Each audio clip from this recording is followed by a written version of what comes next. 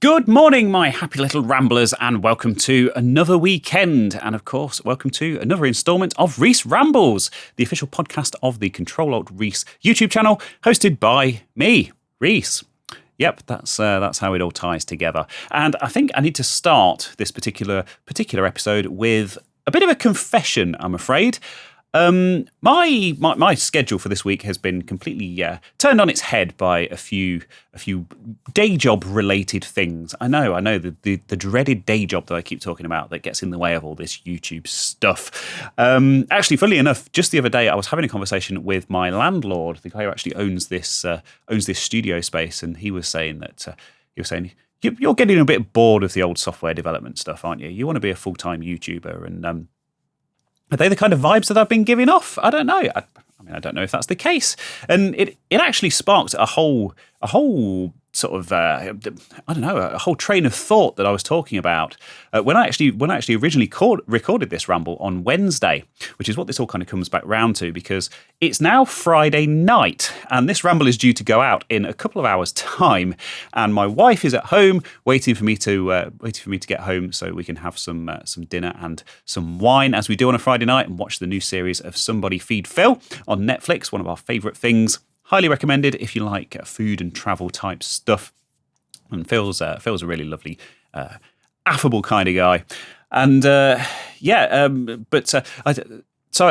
was here on Wednesday. I thought, right, I'm going to be working on Friday, so I want to get something recorded. And I sat down and I recorded a whole ramble and uploaded it, scheduled it for tonight.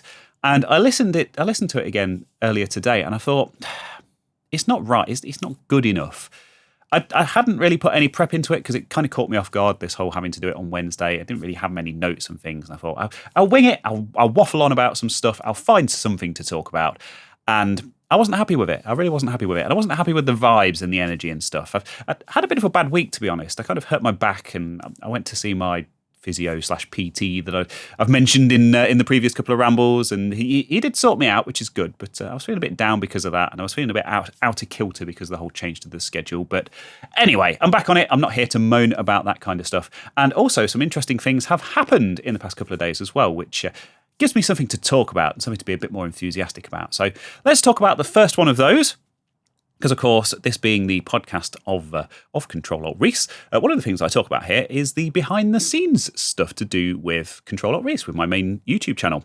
And, of course, a video went out. I was actually in the process of finishing this on Wednesday, which is another thing that was playing on my mind, because I was thinking, I've got to get this ramble out of the way, because I've then got to go and film a load of B-roll shots and finish editing this and actually get it released and uploaded for Wednesday, because I wanted to get it released in February. Because I've set myself this target of doing 2 main channel videos, at least 2. In an ideal world, maybe I'll squeeze out 3, but certainly, at least 2 videos per month. And I'd had this horrible creative block. Well, I tell you what, let's have a look at the stats for those of you on YouTube, rather than having to sit and stare at my face anymore. So, yes, the video went out yesterday. It went out at around. It was about 11:30, something like that, on the 29th. It's now the 1st of March that I'm recording this, and it's just past 4,000 views, which is really good. That's a really good launch by my standards. It says here on YouTube Analytics, views are up 12%. More regular viewers are choosing to watch this video, helping to increase its reach on YouTube recommendations. And it's also telling me that I've gained 25 subscribers off the back of it, which is really nice. So, hey, if you're one of those new people who's come here from the main channel, hi, welcome. This is a little bit different, as I'm sure you've probably already worked out. So, yeah, and of course in YouTube Studio we get all these insights and things. It's not quite got around to generating the retention graph, or at least it hadn't when I looked at this earlier. Maybe it's sorted it now. I don't know. No, that's not there. So, but yeah, it's like a 7% click-through rate, I think. Where do I find that? 7.4%. It's shoved that video in front of 34,000 people, and 7% of them, 7.4%, have decided to click on it and watch it, which is really nice. And yeah, really pleased with that, because of course it's been a couple of weeks since my last video. But this is, this is my kind of bread and butter. This is Atari stuff, Atari 2600 stuff. And the story behind how this one came to be was that basically I've been working on this PC98 video, the follow-up to that. Just capturing loads of game footage and stuff, playing through a list of loads of different PC98 games, researching the stories behind them, making lots of notes. That video is coming together really nicely. That's going to be a longer one, and it's going to be one that's sort of primarily focused on games, showing you not only some games that are slightly different on the PC98 versus the versions that you might know on other platforms, but also some games that are unique to that platform, which should hopefully be interesting. And of course, that PC has that really interesting sound chip and stuff in it. So so it's a really fascinating system. Really advanced graphics for its time, really interesting sound capabilities compared to what we're kind of used to and what we might have grown up with back in the day. So I want to put a lot of care into that, and I want to kind of represent it fairly. And it's certainly not going to be the end of that series. I still would like to go ahead and get Windows 95 set up on it and get that TV capture card working and all of that. But yeah, I think I'll save those for future installments, and this will be my discovering PC98 games for the very first time and genuine first impressions and that kind of stuff. So hopefully that will be the next big one in the next couple of weeks. I'm doing a sponsored video. They did email me the other day and asked me how it was going, and it's going to be quite an easy one, and I have made a start on that, so that'll probably have to come first. But I don't want to spend too much time on that one.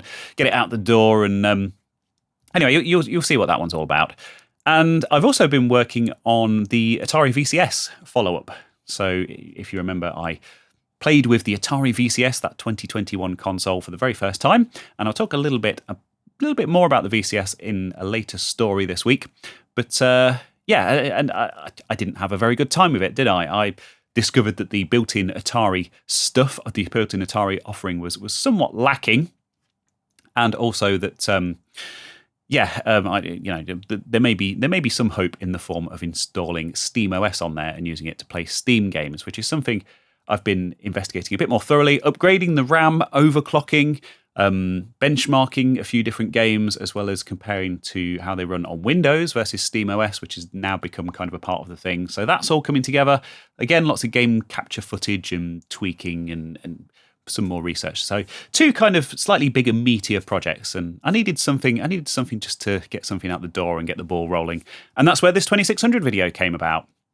And it came about from a genuine question that I had as a collector, just looking at that initial launch lineup of 9 games sat on the shelf, and pondering why the numbers had such big gaps in them. And obviously some games got cancelled. Some people who haven't watched the video evidently have given me some feedback on that and said, well, the gaps are because they're games that got cancelled, obviously. Yeah, well, watch the video before you spout off, you dummies.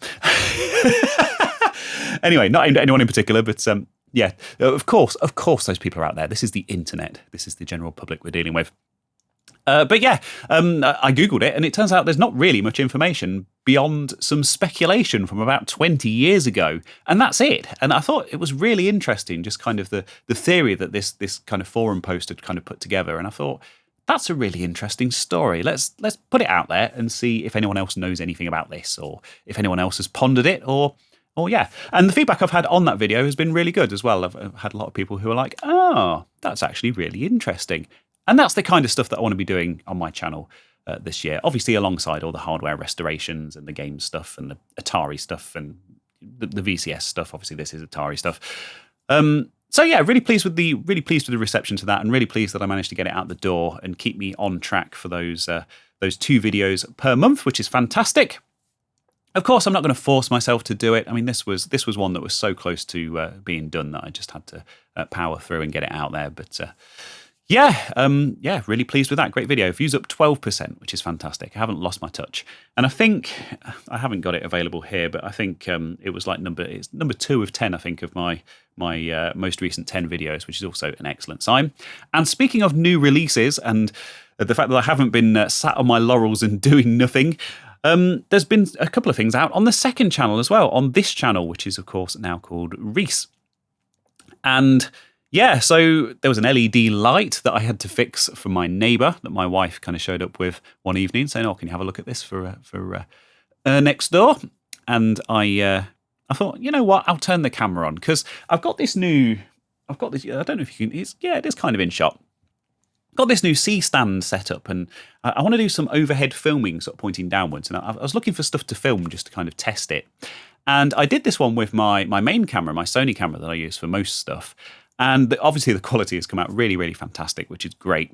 And I thought, you know what, I'll just do it as a bit of an experiment. As I've got to fix this thing anyway, quick, 10 minutes to film it, 10 minutes just to watch it through, basically no editing whatsoever, get it uploaded and kind of see how it looks and see how that workflow works. And yeah, quite a few people found it interesting. I think it's on 100% thumbs up at the minute of the however many people have voted on it. So no thumbs downs on that one so far. Just a little bit interesting and different, wasn't it? And then, the next video that came out, which I actually released this afternoon because I thought, well, why not do 2 videos in a week and then maybe I can do 1 or 2 next week. And obviously I've got the Ramble coming out. The other one was on some acoustic panels, which again, YouTube viewers will be able to see behind me. But I've been doing some sound deadening stuff in here just to try and improve the audio. Really happy with the workflow in this space so far with the lighting and the camera and the screen that I've got set up as a monitor, everything else. Really, really pleased with it. I love the way the set looks on camera. Really happy with that. But one thing that I think I'd just like to just improve just little bit by little bit, just incrementally, is the audio in my videos. And I think a bit of sound deadening helps with that. Also with these that I've been releasing, just very sort of minor tweaks to like EQing and effects and processing and that kind of stuff. It is possible. In fact, it's very easy to over-process audio and have it end up sounding not very good. So I'm very conscious of that as well. But yeah, that's it. 3 videos released in a week, as well as 2 rambles recorded, 2 completely different rambles. And you'll probably never see or hear the other one if all goes to plan. But yeah, that's my week in YouTube this week. So yeah, let's get into the actual stories. And funnily enough, another story all about YouTube. Oh, I haven't commented on the facial hair yet. I've got a little bit of a beard going on at the moment. The reason for that is because I'm not one of these people who can shave every day. I have very soft baby skin. I'm inside, sat in front of a computer all day, and I don't do much manual labour, so I have very delicate skin. So I can't shave every day. So I have to time my shaving with recording because I like to be clean shaven on camera, And of course, I wasn't expecting to come here after work because obviously I don't work here. I work like 20 miles away, at least where I've been today. I wasn't expecting to come here after work today, but I decided let's do it. And of course, I haven't shaven for you, so there you go, a bit of a rare look at that. And of course, being 40 in a couple of weeks' time, perhaps it's midlife crisis time. Perhaps it is time I grew a beard. It's I think for the first time in my life, in the 20 odd years since those very first facial hairs started to pop out at the tender age of 20 or whenever it was. I think for the first time ever, I can actually perhaps get away with growing a proper beard. What do you think? Perhaps it'll look good. Anyway, that's got nothing to do with this story. Why did I start a new chapter for this? Who knows? Anyway, so news in the world of YouTube this week. Let's switch to this. And this comes from my very good friend Lee Smith, who has a channel called Lee Smith's Workshop. I worked with him on that 2800 3D printed controller that he did, that Atari controller. Fantastic project. He did such an amazing job on that. I say worked with him, basically I sent it to him and then I reviewed it when he'd finished it. So very little work required on my part, but really clever guy. Fantastic at the fabrication and design side of things, 3D printing and PCBs and all that. And yeah, he actually tweeted this, although he did post it on a Discord server. And we did have a bit of a discussion about it as well. But this is a new YouTube layout, a new experimental layout that they've been A/B testing. So obviously, YouTube do these A/B tests where they show certain planned new features and things to certain small sets of users and then see how they interact with it, if it affects things like average view duration and how many adverts they watch and engagement and that. And I have actually seen someone else mention this in the meantime, but because I wasn't planning on being here today, I haven't got that one ready to show you. But that's fine because these 2 screenshots that I've got from Lee do tell the story absolutely perfectly. And for the benefit of those listening out there in the podcast world, I will describe this. So it's the video player page that we all know and love. Of course, you've got the top left kind of quarter of the screen where the video usually is.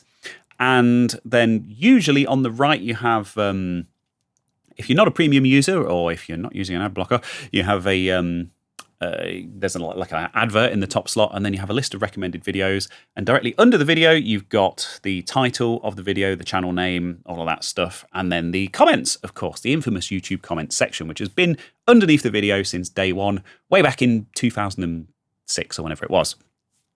And they've moved it. They've moved the comments to the sidebar now, where the recommended videos used to be, so to the right-hand side of the video player, and they've moved the recommended videos underneath the main video player, which is it.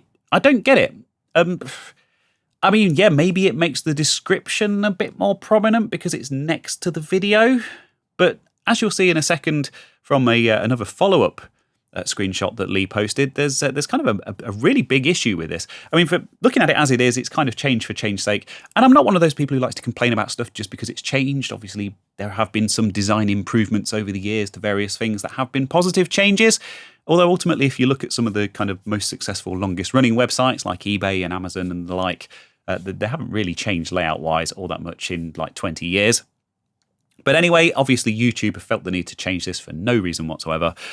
And yeah, it's weird. All those videos, all those people saying, oh, you know, comment down below. Nope, not anymore. You got to comment off to the side. So yeah, if you have any feedback on this video and you're using the new layout, let me know in the comments, in the sidebar. It's not right, is it? Doesn't sound right. Anyway, so Lee has tweeted this and he's quite strongly worded by his standards. It says, hi, YouTube, Team YouTube, YouTube Liaison. They're all tags. YouTube Liaison. Some feedback on this new layout. No, thank you. I hate this. Comments are supposed to be down below. Why would you mess with this? I'm totally in agreement with this feedback, I have to say. Like I say, I don't like to complain about change just for change's sake, but why? It's wrong. It goes against everything that YouTube has been for the past few years. And YouTube actually responded to him and said that YouTube is constantly experimenting with new features to improve the experience, much like Creator Experiment with different thumbnail ideas, which as smaller creators still don't have access to. We can't do A/B testing on thumbnails yet, even though the big channels have had them for a while now. This is just one experiment. Please don't hesitate to provide feedback. Your input helps us decide whether, when, and how to release features more broadly! ! And then he's replied to that. Another example of why this is not working. No title or channel name while watching this live stream reply. The chat hides it. Absolutely right. I mean, if you click on this live stream to watch it, what channel is it? Where's the description? It's not there. The chat's completely replaced it. So the layout, there's less information on screen. Really bizarre, this decision to change this. So yeah, I suppose the question is anyone else, anyone else out there, have you been served up this version of YouTube? Have you been part of this test unwittingly? What do you think? Maybe you like it. I mean, I am open to new ideas, but first impressions, and I haven't used this myself, but like I say, Lee's a good friend of mine, and I do trust his opinion. And yeah, based on first impressions, I'm not all that impressed with it. So what do we think? Have you seen it? Have you used it? Give me some feedback. Let me know. So, in perhaps the most exciting news of the week this week, yes, let's do a news story, and it is Atari related, which is great, perfectly on brand for me. Bubsy is coming back. Bubsy the Bobcat, that beloved character from the 90s. Yeah, this is based on an interview with current Atari CEO Wade Rosen that Time Extension have done, a website that I've featured many a time on the Rambles here, and yeah, I mean, this isn't the only story from this interview, and I am going to go over all of these stories, but it certainly is the first one that caught my attention.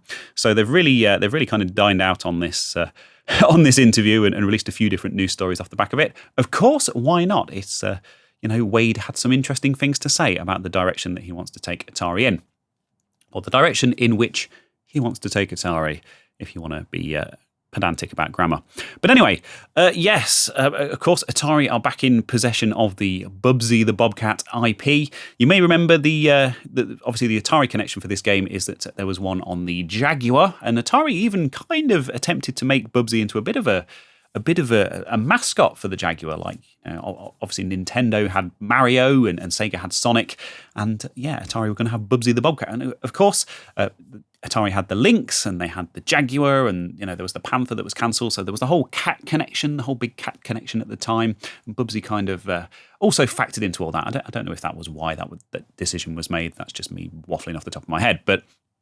Yeah, Bubsy, beloved character. Of course, not an Atari game, not an Atari franchise or an Atari IP initially. It was created by a company called Accolade and originally released on the SNES and the Mega Drive, I believe, or the Genesis, if you're that way inclined.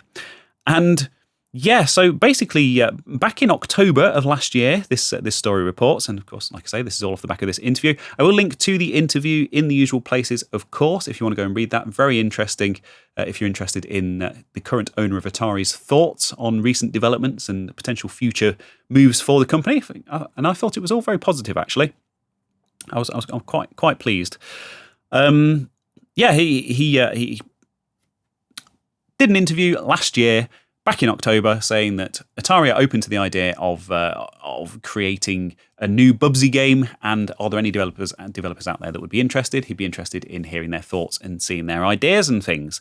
And yes, that actually immediately led to a few indie developers putting sort of tech demos and things together and actually approaching him and saying, look, here's how we would do a Bubsy the Bobcat game. And he has confirmed in this interview with Time Extension this week that, yes, Atari have looked at those and they are working with someone on a potential new game. He's apologised if there are any developers. Apparently they had a lot more feedback than they were expecting. I'm not quite sure how much they were expecting, but I can't imagine it was a lot. They've had a lot more feedback than they were expecting, a lot more kind of submissions from people, and they didn't have a chance to get back to everyone. And he has apologised for that. I think there were a few developers who thought they'd wasted their time or whatever. But yeah. So in the interview, this is the direct quote from Wade. We're going to do something great with Bubsy, right? That's something that we really aspire to do. Do we want to be the group that made a great Bubsy game? Yeah, we want to be that group, because that would be really cool. What a weird thing. I mean, one of the better games on the Jaguar, of course, fantastic platform game. And yeah, he's quite keen to bring it back. And obviously Atari bringing back lots of old IPs and things. Yeah, it's kind of their thing, isn't it? And another story from Time Extension off the back of this interview was him talking about the VCS, which of course I mentioned earlier, and about my somewhat negative experience with this console, which was released in 2021. And he's he's declared it as something probably a little outside of what we would go towards today. Of course, brand new piece of hardware. With Atari's current direction kind of being more focused on re-releases and remakes and that kind of stuff. He has said as part of the interview that he is still committed to supporting the VCS as a platform, and that they are still releasing and developing and releasing new games for the VCS, and that under the current leadership, it's a project that wouldn't have happened. So that was another interesting little insight into his mind and his current way of thinking. But yeah, has committed to continuing to support that platform, which is quite nice. And of course, like I say, that is something I will be following up on in another video. It's a video that I'm currently working on for the main channel, so keep an eye out for that. And third and finally, Atari have announced that they want to revive more of their classic systems. And this was talking about the success of the 2600 Plus and, of course, the Atari 400 Mini that they're working with Retro Games Limited on. And yeah, he's apparently said that he's been really happy with the reception from fans and reception from the market. So there will certainly be more projects in that vein. We also like it because it just fits who we are in our DNA. And I think that's very telling because, of course, Atari... very, I'm going to say backwards looking, recycling all their old IPs, shoveling whatever they can up from their past to try and make a quick buck. But also trying to imagine things and kind of bring them into, reimagine things, I should say, bring them into the 21st century. If you want to put a more positive spin on that, which I try to do, I try to stay positive on this podcast. But the third and final story that they've released off the back of this interview, maybe there will be more, but the interview is there for you to go and read. And no indication here as to what the recreated, the next recreated platform might be. Rosen wouldn't give specifics on what systems could be resurrected, but could we potentially see the Atari Jaguar, of course, which I mentioned just a minute ago, or handheld Lynx make a comeback? Of course, Sega did those mini Game Gear things, so yeah, maybe the Lynx could come back as a mini handheld. That'd be quite interesting. Or an Atari Jaguar Mini. Atari kind of rediscovering the Jaguar recently with the Atari 50 collection, and of course the Big P emulator, which has turned into a proper proper sort of separate project. Kind of supporting it and embracing it, their last ever console, despite it being perhaps not having the best reputation among some people. Obviously, if you know me, you'll know that I'm a big fan of the old Jag. But yeah, just really interesting. Hey, maybe an Atari ST Mini could be a thing. Of course, Retro Games did do the C64 Mini and they did a VIC-20 as well, didn't they? And an Amiga, of course, the A500 Mini. Maybe they could be doing an Atari ST Mini. All these things run on the same platform. It's just the software and the physical plastic box that it fits in. So yeah, who knows, but could turn into something very interesting. So yeah, 3 very interesting stories off the back of that Wade Rosen interview. And of course, like I said, I will link to that in the usual places for your perusal. Now, I've had some feedback based on my rantings and ramblings about the Tomb Raider remaster over the past couple of rambles, and I have heard you all loud and clear, I promise. A few people agreeing with me, and of course I was talking about the reviews in general and complaints about the controls and that kind of stuff, and how I'd kind of had a very similar experience. But I have had a few people come back to me and basically say, "Get good." The controls were designed around the game was designed around the controls. That's how they were. Get good. Stop moaning. Get used to the controls. Play the game as it was intended to be played. And you know what? You're right. You're absolutely right. It's a precision puzzle platformer. They are what they are. And on that, obviously in that vein, I've decided to put the game down and not play it anymore for now, because I want to go back to it with the keyboard. I of course had friends who had PlayStations back in the day. I probably played it briefly at a friend's house on the PlayStation, but the way I played that game originally, way back when it was launched, or kind of, I think it was probably like a bargain bin game that was a couple of years old by the time I played it. But the way I played it was on the PC with the keyboard, and I think actually that style of game actually does lend itself to keyboard control very well. And because I've been playing it on my living room PC, I've been playing it with game controller, of course. Keyboard's not really convenient for that setup. And yeah, I think that's how I'm going to revisit it at some point. I might even play it on the Atari VCS, actually. I think once I've finished doing videos and stuff about it, I think I might keep that at home as like a bit of a secondary, sort of more PC focused, more retro focused kind of gaming platform. Obviously, I've got my beefier living room PC that I recently upgraded. But yeah, maybe that is a plan for that. So, of course, on that note, it was the night before the Dark Forces remaster release, which of course I've been talking about for weeks now. Very much been looking forward to that, and of course I have some news on that front as well. It was the eve of the release of that. Didn't fancy playing Tomb Raider. My wife was away with work, so I picked up Doom 64 again. And I actually played through quite a big chunk of Doom 64 on that ill-fated evening. And yeah, I love it. It's great. Of course, Night Dive remastered that. It's a slightly older one of theirs now. It's been out for a couple of years, I think. Of course, the version of Doom that was released on the Nintendo 64 console back in the day, back in like 96 or whenever it was, when Doom was long in the tooth and people had kind of started to lose interest in it a bit. And then they released this weird spin-off game that was kind of had some of the same enemies and some of the same weapons in it, but wasn't really the same game. And I think some people bought it thinking that it was Doom and then were a bit disappointed. But a lot of people didn't buy it because they thought it was Doom and because Doom was years old by that point. So yeah, just kind of one of those weird kind of cult classic games that never really sort of blew up and made it big. Someone's going to comment down below and say, well, actually it sold 100 million copies or something, but the N64 isn't my strong point, so go easy on me. Anyway, love that game. Really cool game. Of course, I'm a huge Doom fan. As you know, I've been playing Doom for, since I was 10 years old. I've played it loads of times over the years. Still think it is an absolute classic.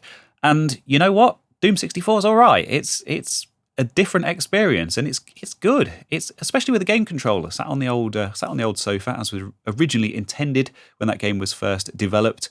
Yeah, great console shooter. But of course, the big news this week is the release of Dark Forces, and of course, I have played it. Now, one thing I want to talk about is an article that has literally just landed on my doorstep, on my doormat, just this afternoon. I had a very quick skim through it, but I haven't actually read it in any detail. So apologies for the quick summary, but I really wanted to talk about this because it's by my good friend Lewis Packwood, and I am not afraid of shilling out my friend's work. I say friend. I mean, we work together and we're friendly, so it's as close to a friend as you get on the internet nowadays. Anyway, so I contributed some stuff to Lewis's book, of course, Curious Video Game Machines. I talked about that loads in the Rambles last year to the point where people got really bored with it. But I helped him out with some of the research on the Atari chapter for the book, and I did a lot of the images, a lot of the Atari stuff that was featured in that chapter of that book was my own personal collection and my photos that I took. And Lewis he's a really great games journalist. He is genuinely very passionate about game history and stuff. So I was very pleased to see this crossover between Lewis, who of course I'm a big fan of and who I've worked with before, and Night Dive, who a big game publisher that I've been raving on about because I'm just such a huge fan of what they do. And he's actually sat down with some of the Night Dive crew and talked about the history of the company and how it came together and their engine, the Kex engine, which of course their remasters are based on. And yeah, just a really kind of interesting look behind the scenes, behind the curtain, at some of their development process and how this stuff came to be. Their approach and their kind of attitude towards how to kind of handle these games, because they're very much into preservation. You know, it's not like a cash grab, take something that was popular and do the bare minimum to make it run on modern systems and then flog it to everyone again. Naming no names, Atari. Although of course Night Dive is part of Atari now.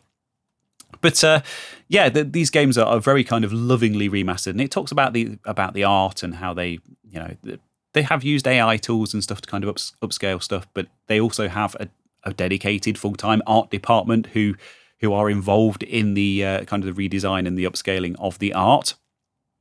And picking apart game engines and trying to get stuff running and trying to find that really delicate balance between preserving the original game and making it kind of more acceptable and more palatable for modern audiences who, of course, aren't fully on board with some of the difficulties of some of those early games.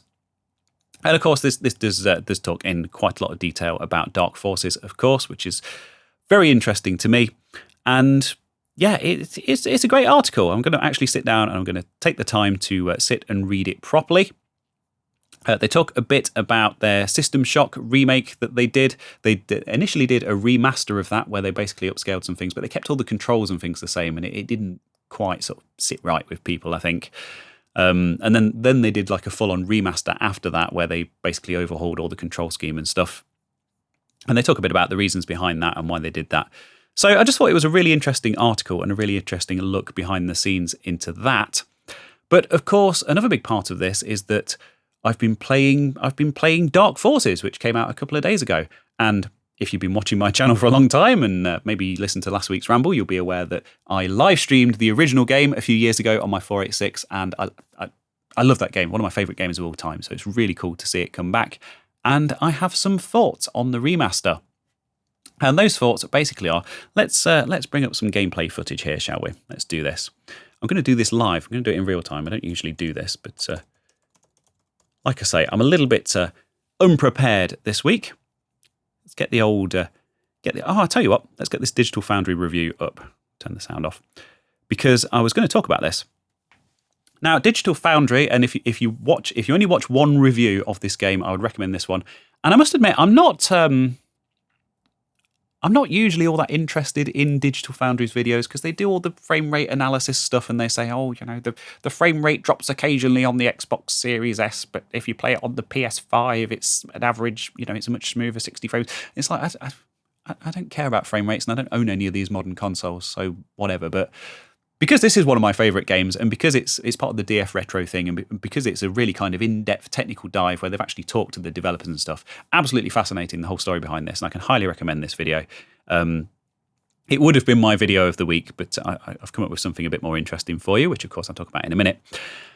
And yeah, it talks about the internal timing of the game and how it's all kind of tied to that 70 hertz DOS video mode that the game was originally designed for, and how it was a big challenge because obviously most modern displays run at 60 hertz or 50 hertz or whatever, and of course that doesn't really match up properly, and how that's created some problems with like timing for various elements in the game and the way the graphics are drawn, and how close they wanted to keep it to the original rendering and all of that stuff. Really interesting, really sort of fascinating insight into the whole process. But one thing they talk about, and one thing that I have noticed playing it, and one thing that did kind of bother me, is the music. Because of course, Dark Forces used quite a revolutionary music system back in the day called iMuse, which was developed by LucasArts, of course, who developed the game. And it reacts to the actual game itself, to events happening in the game. So if you think of earlier games like Doom, of course, great example that a lot of people will be familiar with. Amazing music in Doom. I love the Doom soundtrack. Old Bobby Prince, some of his finest work. But the tracks just play in the background. They're all MIDI based, much like this system, much like iMuse. But they just play on repeat. They don't change. They don't vary at all. Great tracks, amazing, iconic music. But what they did with what LucasArts did with Dark Forces is they made the music adapt to what the player is actually doing. So if you're wandering around and it's kind of quiet and there's no enemies around, the music's a bit. I mean, it's still very grand. Of course, it's Star Wars. It's big and orchestral and in your face and fantastic. But it's it's a little bit more subdued, and then you'll come around a corner and there'll be a load of enemies and you'll start shooting, and then all of a sudden it's like bam, bam, bam, bam, bam, bam, and it all kind of picks up and all these extra instruments kick in, and it's all very seamless, and it's a fantastic thing, especially on an original like Roland Sound Canvas type MIDI device, which is the way I was playing it in those live streams. It's a very grand thing, and it's a very effective thing, and it works really well. And one thing that has come up in this review, which I was quite pleased to see that they'd noticed and that they'd acknowledged it, is it's not quite right. It's certainly not awful, but the way they've kind of had to integrate it with their Kex engine to make it work. Actually, the relevant part has literally just popped up on screen right now, so let's pause that. And they actually spoke to the developers, and they've said they are going to try to look into it because it's not quite right. And I have noticed that, audio levels of some instruments aren't quite right, and it's a little bit jarring sometimes, and sometimes the timing of the playback's a little bit choppy. I mean, I'm a musician myself. I've been most of my life, so perhaps I'm a little bit more sensitive to that kind of stuff. And I don't know, not claiming I have an amazing ear or anything like that, but it did stand out to me, and I did kind of think, everything else about this remaster is absolutely spot on. It plays so well. It looks great. Even like the cutscenes that I want to say they've upscaled them, but they haven't. They've upscaled them and then basically redrawn them based on that, and they all look great. The game basically looks how you remember it looking back in the day, but not how it actually looked back in the day, if that makes sense. And of course, it's got widescreen support, modern controller support, and all of that. And they've added a load of. They've added like this vault section where you can play like a prototype level that was demoed at CES, and you can see like all of the original concept artwork and stuff.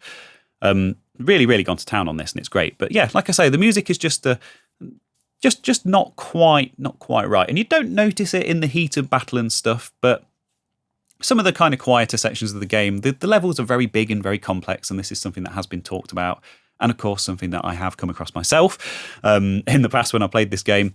It's just it's just not quite. But they're looking into it, which is great. So I have every faith that if something can be done about it, then Night Dive are the people to be able to fix it. So I'm still going to carry on playing through. The music, as with everything else in the game, is very configurable. You can switch it to an OPL3 mode, which basically emulates an original Sound Blaster. Of course, much, much less complicated, and that works great. That's fine, and it's kind of very nostalgic for me because that's how I played the game originally.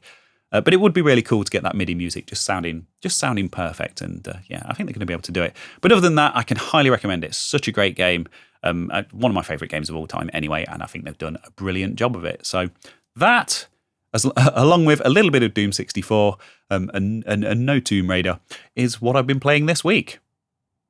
Wow, I've really been yapping this week, haven't I? Wow, looking at the timer, my goodness. And I'm very conscious that I've got to get this uploaded and out to you lovely people in 4 hours. Yeah, 4 hours time. So I guess we better wrap this up pretty soon. But of course, I've got to do the video of the week.